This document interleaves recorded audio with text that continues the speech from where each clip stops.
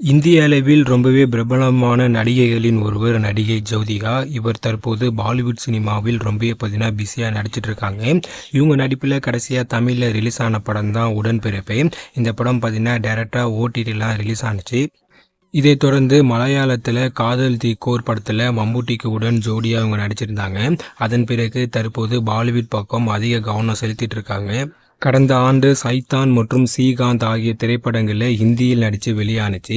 இதனைத் தொடர்ந்து தற்போது டப்பா கார்டல் என்னும் வெப் தொடரில் அவங்க நடிச்சிருக்காங்க. இது பார்த்தீங்கன்னா நெட்ஃப்ளிக்ஸ் ஓடிடியில் டேரெக்டாக பார்த்தீங்கன்னா ரிலீஸ் ஆகிருக்கு. இந்த படம் ரிலீஸ் ஆகி ஓரளவுக்கு பார்த்தீங்கன்னா நல்ல வரவேற்பு கிடைச்சிட்டு இருக்கு. ஸோ இதனை எடுத்து இந்த வெப் தொடரில் பார்த்தீங்கன்னா நிறைய நடிகை எல்லாமே நடிச்சிருக்காங்க. இதில் பார்த்தீங்கன்னா ஜோதிகாவும் ஒன்று. அந்த வெப் தொடரில் இவங்க பார்த்தீங்கன்னா சிகரெட் பிடிக்கும் காட்சியில் ஜோதிகா அவர்கள் நடிச்சிருக்காங்க.